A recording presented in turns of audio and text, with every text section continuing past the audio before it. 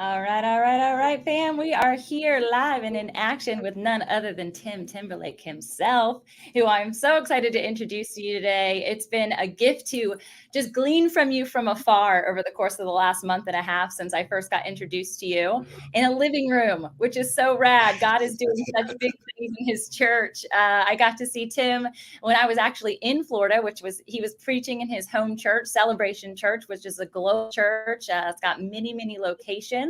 One right down the street from us in North Carolina. I'm in Virginia Beach, Virginia. And he came out and I was just blown away. Before he even spoke, first off, the message that he gets to share today was kind of plastered in a branding. And I'm a business coach. So I was like, 1440, I got to know what this means. Then he had it on his shirt and I'm like, I got to know what this means. He better talk about this. And she's like, I have no idea what it means. And of course, that was what his entire message was about. And I was taking notes copiously. It was just such an anointed message. And that is literally what his book, The Power of 1440, is all about. And so I can't wait for you guys to hear his heart. He is not only a pastor, but an avid sports fan.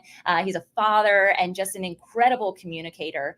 And I know that this is a time that you guys are going to be blessed by. So Tim, we are just so grateful to have you here. Thank you so much for being who you are. It's an honor to be on here with you and to have a conversation with you for those that are listening. So it's a joy. Absolutely. So I want to jump on in kind of where you feel led. This is really just a coffee combo. I'm just drinking water because if I have coffee after 12, this energy stays. We need it to go away. So let's just chat specifically around kind of your ministry and how you Mhm. got started in this. I know it's been something since childhood. So share with us that storyline.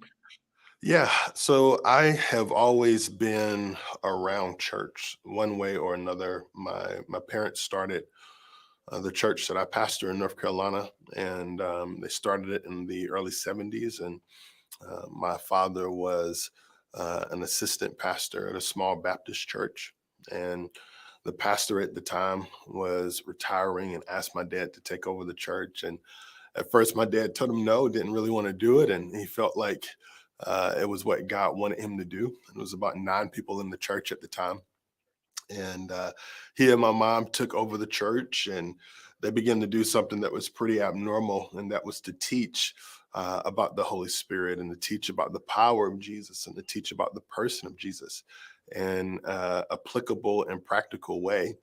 And the church quickly grew from 9 people to about 200 people, and from 200 people to 500 people. And then it just continued to grow exponentially from there. And they were having 5 services a Sunday in the church that they were in. And so we eventually ran out of room and had to find another location. And we couldn't because there were no locations in the city that we're in. And so we ended up buying 140 acres of land down the street and building a building there. And my parents began to do something that was even more unconventional at the time, and that was go on national television.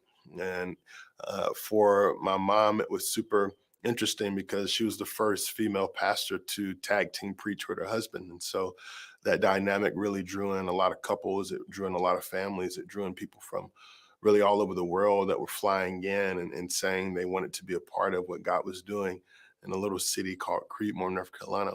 And so the population of the city was 2,400 people. And a few years after they started the church quickly outgrew the population of the city.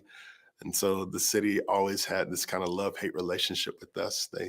They enjoyed that we were bringing traffic to the city, but they didn't have the capital to afford the police officers for the traffic jams that we would cause. And so it was also always this tension and this, dichotomy between what it was we were doing and our partnership with them. And in 1997, kind of at the height of the church and at the height of their ministry, my dad was diagnosed with stage 4 terminal throat cancer and was given 3 weeks to live.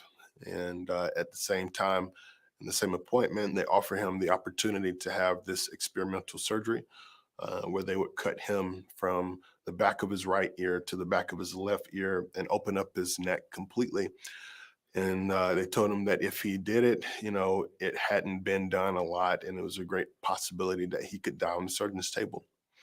And so it was either 3 weeks to live or, this risk of dying on the table. But if I don't die, I can extend my life a little longer. And so he opted to go for the surgery, and they were able to remove the tumor from his neck, which was the size of a chipmunk. And when they did that, they also removed a quarter of his tongue. So he was no longer able to eat or drink or swallow through his mouth. And for the remainder of his life, he was fed through a G tube. And so at this particular time, although I was around church and I was around, good teaching, my faith was really built off of the backs of my parents.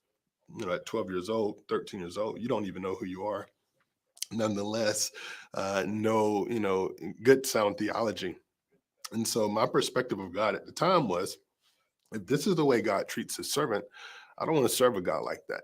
I don't want to. I don't want to be around a church that serves a God that would do this to his son. Just kind of being ignorant and really not knowing the Bible and knowing who he was in a personal way.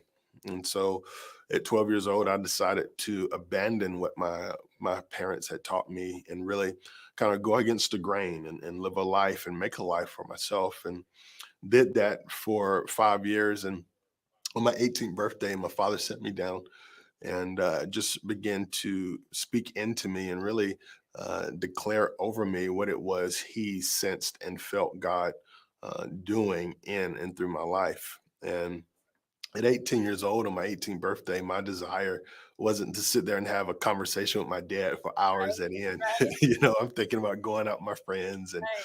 just all kinds of stuff is going through my mind. And he is in a loving way and in a graceful way, like only he could, just telling me, hey, God has more for you than what you see. His desire, his plan for your life is greater than your plan, your desires. And after 5 hours of just really pouring into me and having this talk with me, he pats me on the leg. He goes upstairs to his room. And 2 a.m. that following morning, my mom knocks on the door. She says, I need you to come help me get your dad. He's not responding. And so I go to his room and I pull him out of bed, and he's already dead. He's already transitioned from this life to the next. And I remember in the days to follow after that, just thinking to myself, man, I wish I had taken more time to listen to what he was saying. I wish I was more intentional with that moment that he was pouring into me. And, for me, my perspective was I have more time. I got more time with him. This is just another one of those dad talks, and really didn't understand the dynamic and the importance of that conversation. And that conversation really shaped me into the man that I am today. It really kind of was the catalytic moment that springboarded why I do what I do and how I do what I do. And I think oftentimes, great moments create great memories, but it's the painful moments that shape great destiny sometimes. And, that was one of those painful moments for me that really shaped my destiny into becoming what it was that God desired for me to become. And I accepted a scholarship in your neck of the woods at Hampton University, a small Division I college there, and was there my freshman year. And the end of my freshman year just felt this undeniable call of God.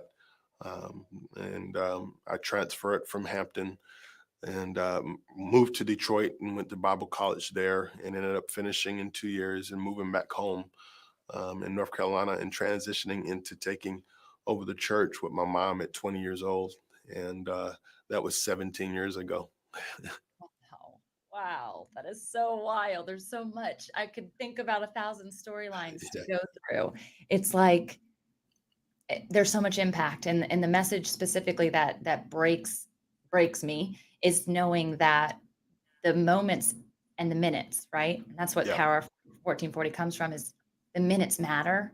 And I think so often, especially in today's society, we're like moving at such supersonic speed that even my desire, like to see God everywhere I go, right? To feel his presence, is I get in the way of my own self to go so quickly because I'm fast paced. I'm an energy person. And just this morning, thinking about sitting across the table in a coffee shop with my dad having coffee and thinking, this could be the last time.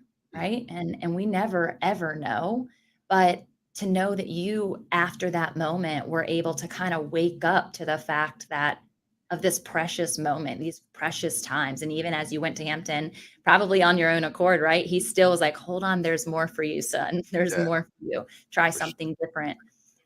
So 17 years ago, and now that everything has just completely expanded, how often do you sense that time with your dad? Is it every day? You're like, holy cow, he was what implanted this, or Yeah, I mean, I think, the interesting thing is I see so much of him in me, and it kind of creeps me out sometimes because I'm like, holy crap, this is eerie. But I often reflect on that conversation, and I think that conversation is what propelled, it's what pioneered, it's what pushed me into really doing what I am doing now and serving people the way that I do it and the heart behind why I do it. And so, one of the things that we often hear in different spheres and different circles is how we can steward money and how we can steward relationships and how we can steward our time and all these different things, but we very few times hear how to steward pain. And pain is one of the greatest teachers if we allow it to be, and we don't like it, we try to avoid it, we don't enjoy those moments of pain, but when we reflect on them, they are refining moments that really push us and propel us, if we allow them to, into the greatness that God desires for us to experience, really. And and so, yeah, keep going. yeah, so I just kind of made up my mind then that no pain would enter my life without it propelling me. And so every painful situation, every painful season, every painful moment, there's something in that pain that can propel us if we allow it to. So interesting because a part of like when I'm helping people establish their own businesses, right? Mhm, As I'm constantly thinking about this critical component of being, mhm. and that without the understanding of your being, both highs and lows, both passions and pains, you really shouldn't even take that next step because they're integrated, because Yeah. God uses all things for good.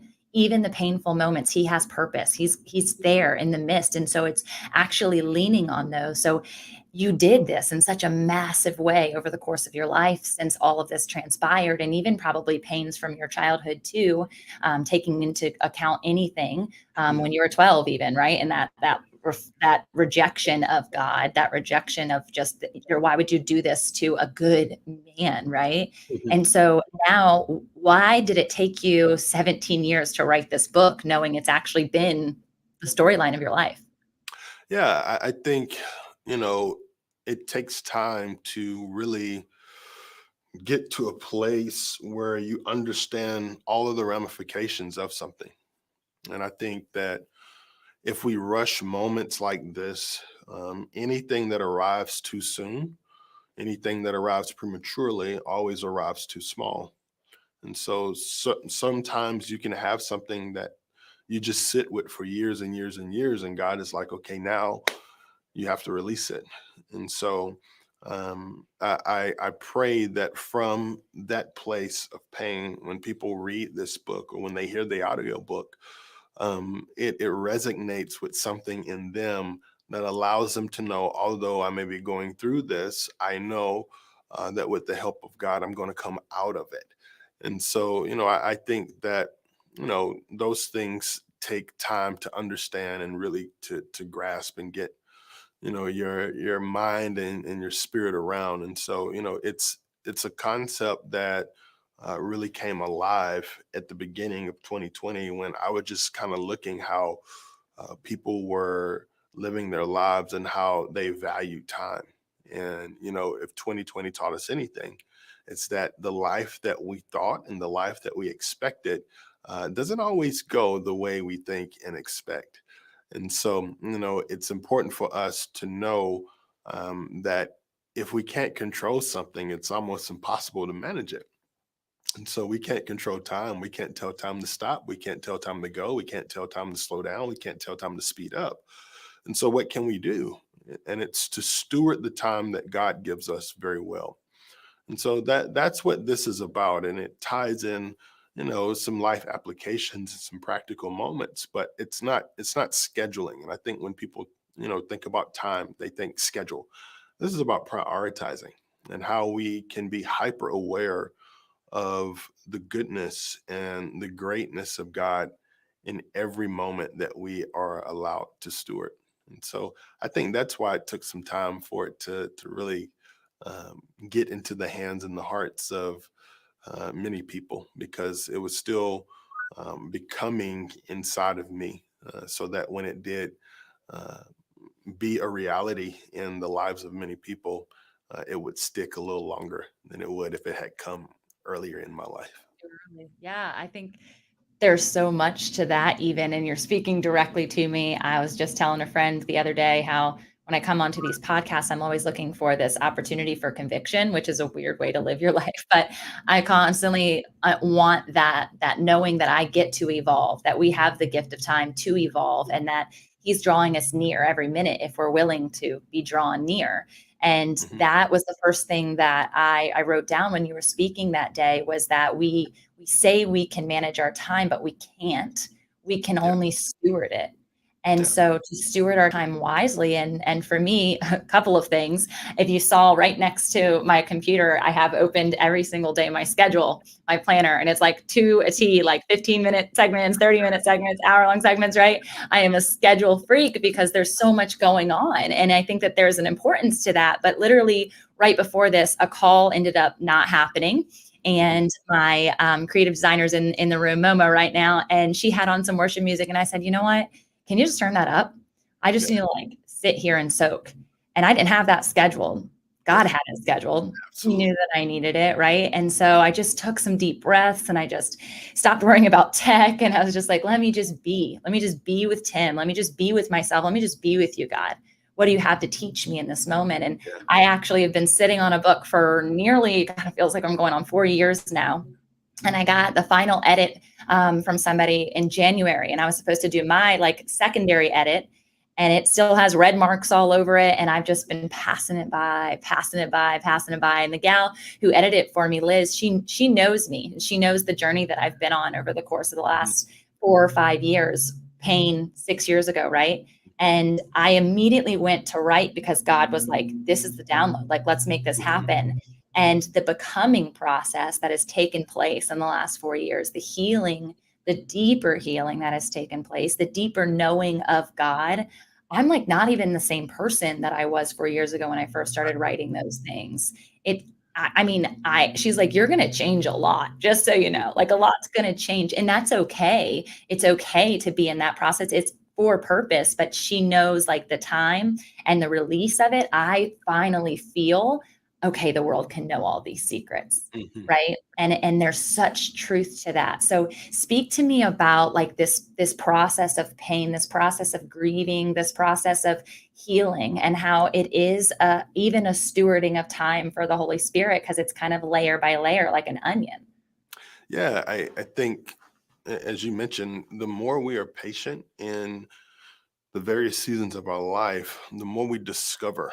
And so, we can't decide our destiny, but we can discover it. And I think when we're patient and when we allow God to groom us and mature us, what we see and what we find is greater than what we thought. And, there's something so significant about patience and contentment. And I think about, the difference between an elephant and a dog. Both of them, they get pregnant at the same time, right? A dog has a litter every 3 months, and an elephant is just in the beginning stages of carrying what it is that they carry. And the dog gives birth to the litter, and a month goes by, and they're pregnant again. In another 3 months, there's a litter, and the elephant is 6 months into the pregnancy and still carrying what it is that they're carrying. And this dog gives birth to the second litter and gets pregnant again, and another 3 months passes by, and this process happens about 8 times, and the elephant is still pregnant, carrying what it is that they carry. And this elephant when they deliver this baby. They deliver this elephant, and the elephant weighs over 400 pounds. And nobody stops and looks at all the litters that this dog has, but everybody stops and takes notice of this delivery of this elephant because it's so unique, it's so different. And I think so often we look at how other people are pushing out some of their dreams and some of the things that they desire and some of the things that, that they've been hoping for, not knowing how long they've been carrying these things. And what we see is a puppy litter being born, and what they see is an elephant. And then we look at our process and we're saying, okay, God, why is it taking so long? Why am I still going through this? Why am I still carrying on to this? Why can't I just deliver it? Why can't I just push it out? Why can't I just get it out? And God is saying, just be patient, because when the world sees it, they'll take notice of it. And, when we think about it from that perspective, patience really helps to keep us focused. It really helps to keep us on par with what it is that God is maturing on the inside of us, whether it's a business or whether it's a dream, whether it's an idea, whether it's an invention, whatever the case may be. It takes time for those things to align both with the plan that God has for you and both with what your future and destiny deserve. And so I just think for those that are listening to us right now, um, you know, be patient, even in the painful moments, even in the uncomfortable moments, even in the unknown moments, because it's in those moments that we get refined. And this working out, you don't even feel like you've got a great workout until you feel pain. you know, you, True. My legs are so sore right now. I feel that. you don't even feel like you've done anything significant until you get finished with the workout and you're like, oh my gosh, what in the world did I just do? And so, if we're that way with our physical body, why can't we be that way with our destiny? Why can't we allow it to be refined through the process that God is taking us through of maturity and patience and resilience and sometimes long suffering? And I think that we can always tell what we are willing to endure by the dream and the size of the dream that we carry. And so, I think when you understand that and you understand the significance of that, it gives you the ability to suffer a little longer than you would have if you weren't carrying Yeah, it's so good. anything. I mean, it is a fruit of the spirit, right? Like forbearance and self-control. Nobody would talks about that. They're like, nah, we'll put that to the end. I don't want to get that fruit of the spirit. And this is like where God has such a sense of humor, right? And he just sees us and he knows that these are the things that we want to put to the side. We want to hide under the rug. And therefore you talk about an elephant. Like he's like, no, that's actually the thing I need you to focus on most. That's actually the maturing process that I have you on right now. And yet it's actually not the most forward facing thing either, right? Like usually people don't see what's happening in that part of your life. And it's Mhm. not something you sit down at dinner with your friends and like, hey, let's talk about this area of self-control. Let's talk Yeah. about this long suffering that I've been working on. And yet at the same time, it's actually the conversations we should be having, because I believe that Right. it's the unlock for so many people who feel like they're doing it alone. And even in their faith, they still feel completely isolated, even though God is like, I see you, baby girl. I see you, baby boy. Like, this is okay for you to be in this waiting process, into this waiting zone, because I've got more for you. And the dreams that I'm giving you intentionally. So you hold on. So you keep taking the tiny steps, even though the people around you look like they're making massive leaps. The tiny steps are exactly what's meant for you. Yeah. And honestly, even those massive leaps, we don't see the tiny steps. That's We just true. see the big leaps, right? Like you have 600,000 followers on Instagram. You didn't start with that. You started with one, Right. right? Yeah. And even if it was an overnight sensation, like some of these TikTok followers with millions and millions of followers, like I've seen firsthand, I've witnessed somebody who had that experience happen, and they are scrounging, they're drowning kind of, because they want to come up to the dream. But yet Right. their tiny little business, their tiny little systems, their tiny little capacity, it's not ready for it. And Right. so, what is God doing in you right now in this waiting season and in this patient zone that's actually going to equip you for when that happens? Right. And so, Mhm. it's been 17 years in the making, right, for you, and even longer before that. And so, talk us through like this evolution of your church. Even there's a lot of pastors that are listening to us right now who either have really tiny churches really small ministries, but their dreams are global and they impact people now with social media, and the ability to have our churches online and things like that in a more grandiose way. But you're touching a lot of lives. What do you speak into them?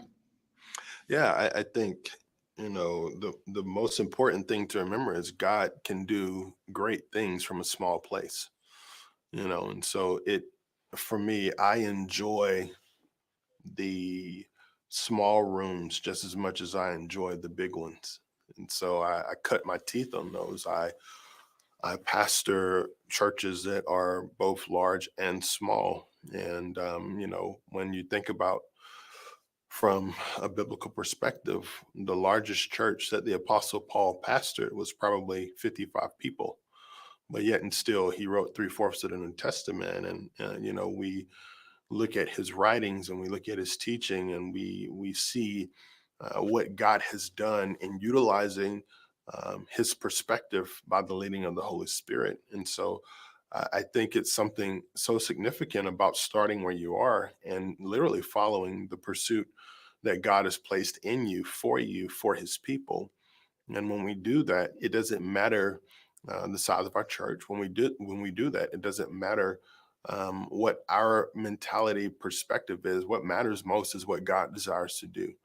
And when we yield ourselves to that, we understand that we're just instruments. A saxophone is of no use if someone doesn't pick it up and blow in it. A trumpet is of no use if someone doesn't pick it up and blow in it. And so, as a leader, as a pastor, I'm just an instrument. I'm just a vessel, and I am completely useless if the Holy Spirit doesn't speak to me and blow through me and utilize me the way that he wants to, whether it's for one person or whether it's for 1,000. And I think that, through the medium of technology, we have the opportunity to reach more people than we'll ever meet in person. And so, no matter how big your room is, you have the leveling playing field median of technology that gives us all an opportunity to reach the world by the click of a button. And so, don't despise small beginnings because it's impossible to build on what you despise.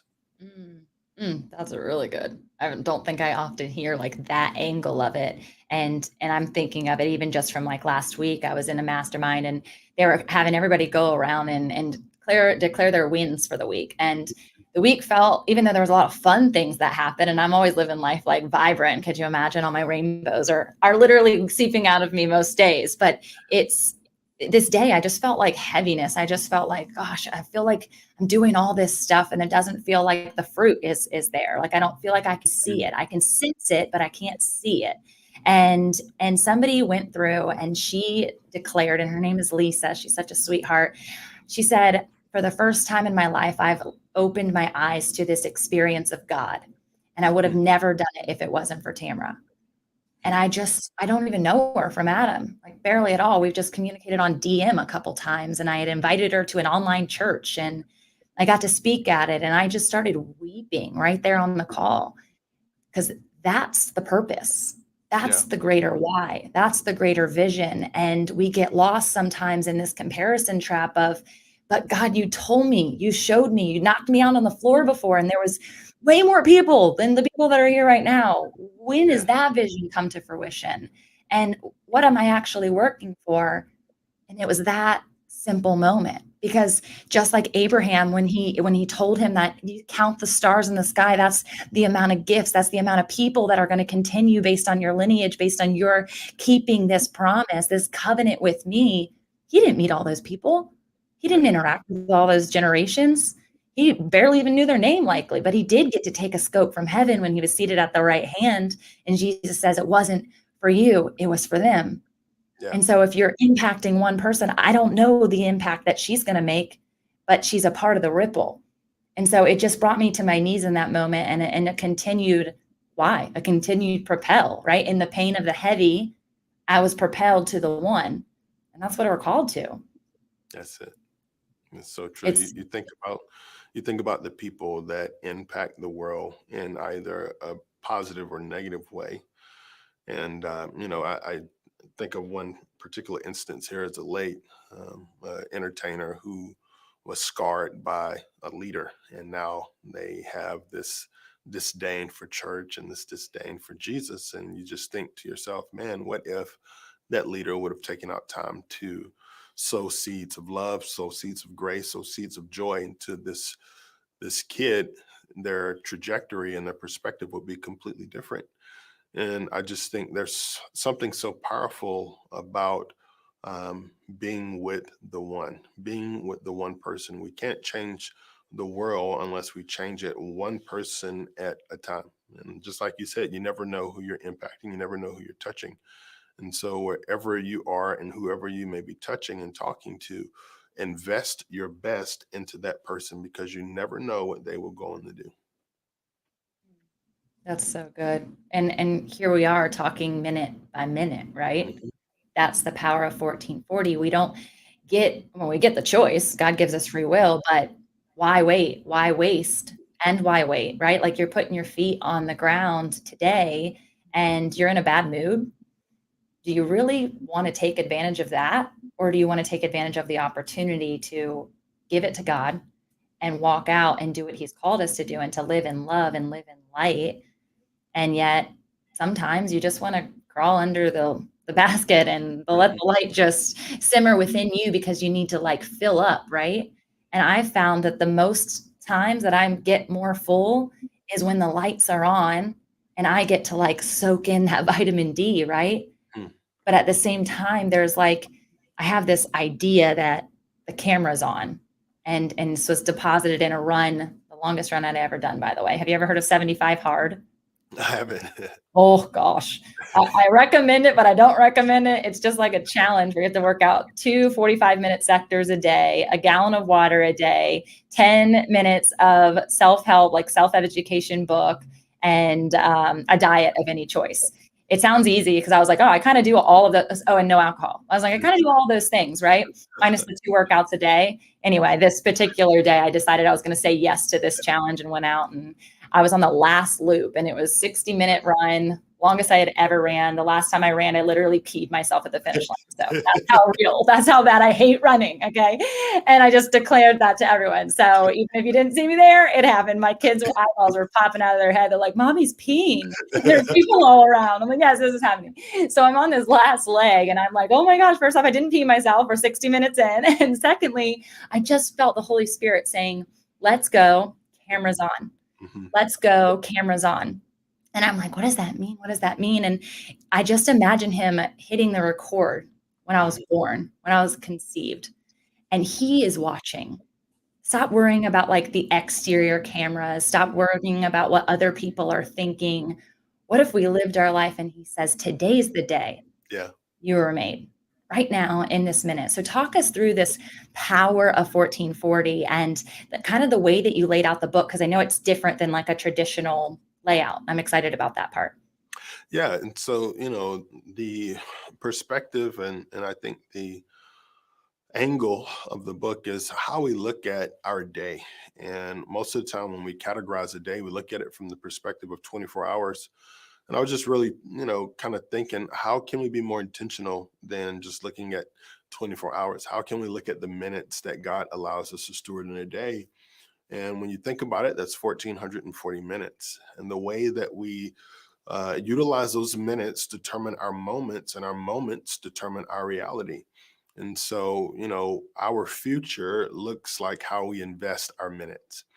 And so, when people are reading the book or people are listening to the audiobook, it's laid out in 30 chapters. And the prayer is that people would go on this journey of discovery, one chapter a day for a month, and really see how there's beauty in every day, even if it's a painful day, even if it's a confusing day. There's beauty in it, and there's things to be learned throughout this journey that God desires to uplift and extract out of us. And so, in writing this book, I wanted to do so in a way that it was easy to read, but also sticky enough to remember. And so, my prayer is that those that pick it up or listen to it feel the same way. And it's not too heavy, it's not too much, it's not too overbearing, but it's a journey and it's unpacking, it's unwinding, it's peeling back those layers that you were talking about, like onions.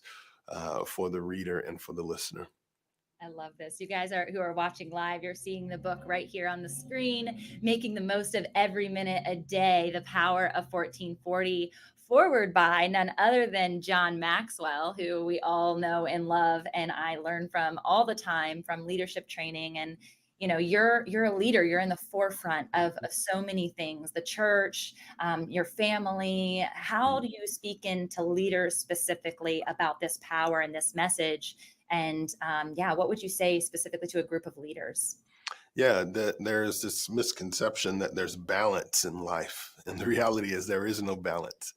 And so God shouldn't get the same balance of time as I do with anything else. My wife and my son shouldn't get the same balance of time as I give to serving the church. And so there can't be a balance. It shouldn't be a balance, but there should be a priority. And how we prioritize our day determines what we give our life to. And so for leaders, the first thing that I believe we have to do is prioritize our time with God and really sit at his feet, listen, and hear what it is that he has to say.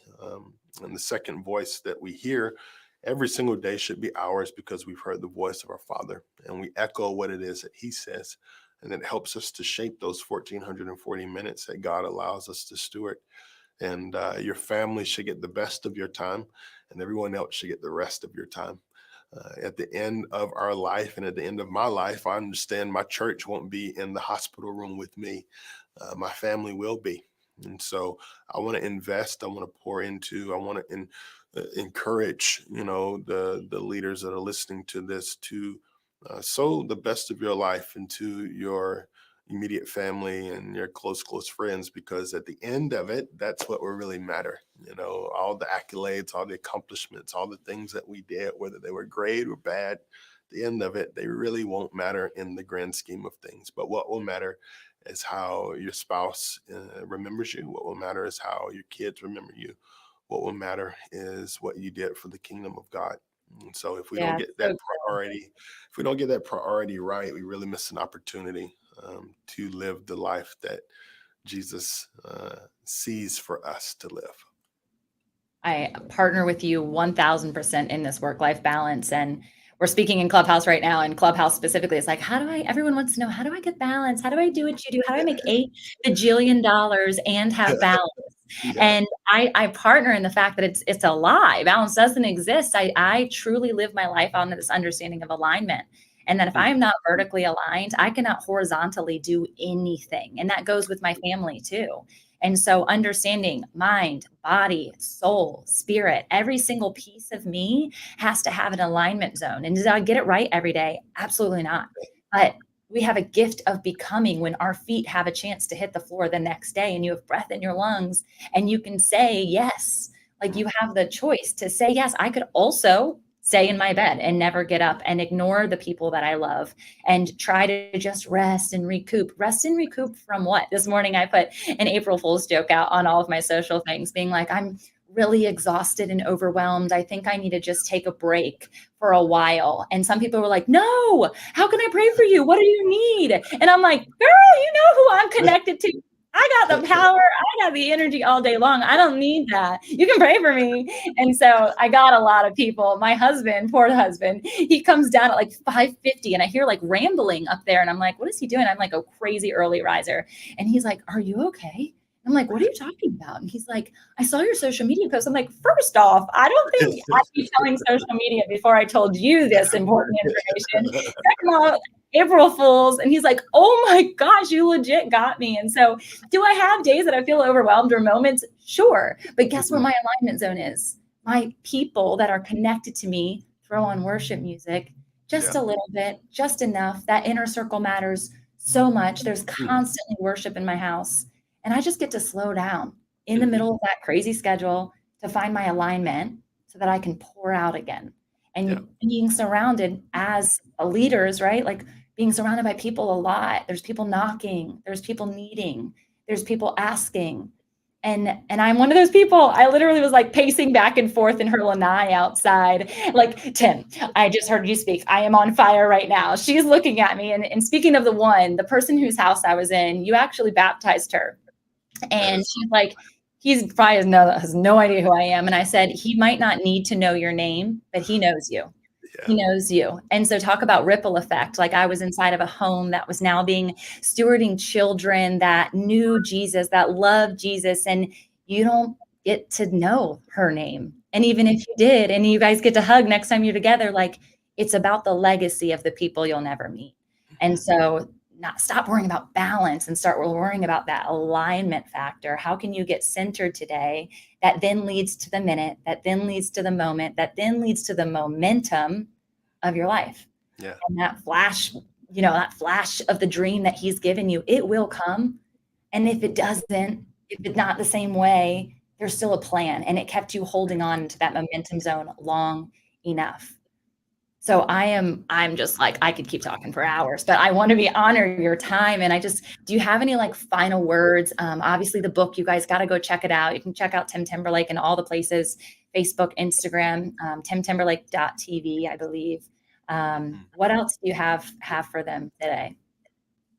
I would just say, like you were talking about, just the momentum. It's easy for us to lose momentum when we lose focus. And, if we lose our focus, then distractions begin to look like opportunities. And so for us, we keep the momentum by keeping our focus. And there's nothing that corrects our focus better than worship. And so worship helps us to reprioritize, to refocus, and to set in order what it is that's important and what it is that's not important. And so when we worship, we are acknowledging that there's something higher than us. And so that's why worship is the only thing God cannot do. Because in order for him to worship, he has to acknowledge that there's something higher than him, and there is nothing higher than God. And so when we worship, it helps us to refocus, it resets us, it configures what is important and what is not. And that is what allows us to carry on momentum in a spiritually healthy way, where we're not toiling, where we're not finding ourselves striving, but we are running at the stride that God has set before us. And I'm a firm believer that God orders our steps, but we dictate our stride. And so when we get into the mentality of do instead of becoming, then our stride gets off and we trip and we fall and we stumble into things that we shouldn't. And so worship helps us to keep that priority and that focus in a good perspective.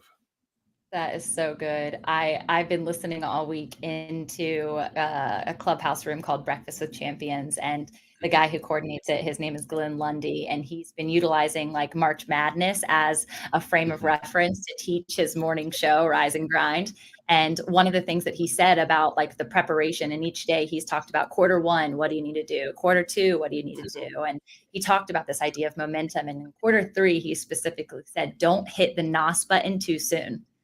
Yeah. And when he said that, I was like, oh, that's so good, because we can get ahead of God by our stride. And he's like, hold on, good and faithful servant. Like, I need you to slow your roll. That's not the plan. And I can definitely be guilty in that regard. Like, talk about conviction, hands go up right here, because I'm like always looking for opportunity. Like, where is the next thing, God? Where do you want me to go? And I have to be super conscientious, not just from boundaries, but from my prayer life and from that flow. Like, if I can exist in horizontal mode, but I'm not aligned fully, I get depleted. And when I get depleted, I know that's my self-regulation moment to be like, what are you doing? And what are you not doing? Yeah. And the not doing is usually worship, and just finding that time to just be at his feet and for him to deposit. But at the same time, sometimes you just need to worship without needing anything, just in gratitude for the fact that you've made it this far, right? That you still exist, that you're still given an opportunity to pour into the people that you are connected to just experience his greatness right here on earth as it is in heaven. So I am incredibly grateful. I'm so excited to get my hands on the book. It's in pre-sale right now, correct? It's out and it is available anywhere Oh, books are sold. So all right, do it yes, now. Audible, Audible. And is it your voice? it is my voice. I'm reading the Woo! entire. Yeah, How sure was is. that? I'm so curious because I know people who are like, I'm not doing that. It's hard. Yeah, I enjoyed it. For me, it's personal to me, and it would just be weird to have somebody else reading it. So I love doing it, and will probably do the rest of my books the same way. I love it. And that's exactly my next question. So I'm so glad you said this because I always like to know, because I know the inner workings of somebody connected to God. It never stops. Like there's still more to come. And so what has he like shown you as far as what's ahead? And has he, or are you kind of in this waiting season? Yeah, it's kind of weird. My writing methodology is a bit different. I'll get an idea, and then from the idea, I'll start to write down little nuggets, and from the nuggets, I'll tie scripture to it, and from the scripture storyline.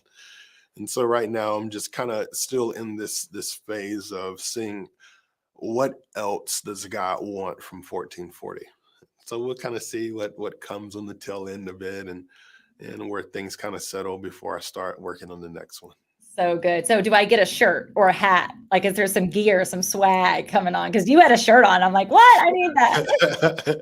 Or Yeah, maybe I'll just tattoo it on my body because it's really rad. we'll definitely get you some merch for sure. So cool. You all, I hope that you too just like lean into this understanding. And if anything, it's a constant reminder. Just like put 1440 in your mirror, put it in your rear view mirror, on your actual mirror, wherever you need it to go, put it as your desktop screensaver because every minute matters. Are you spending it in connection to him? Are you spending it in alignment with who he's called you to be? Are you spending it in a moment of joy? Are you worshiping in the process? And if you're not, there are people who are eager, like Tim and myself, to see you in that element.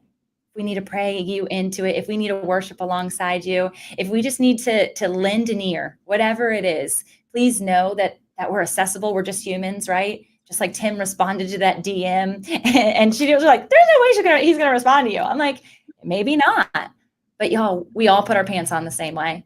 And Tim, I'm grateful you put your pants on today. You're not in your boxers on a Zoom call, and you showed up, brother. And I'm really grateful. And I know that the people listening have been blessed by the time, blessed by the deposits. Go get the power of 1440.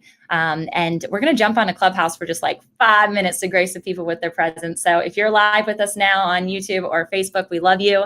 And we'll be seeing y'all soon. Thanks so much.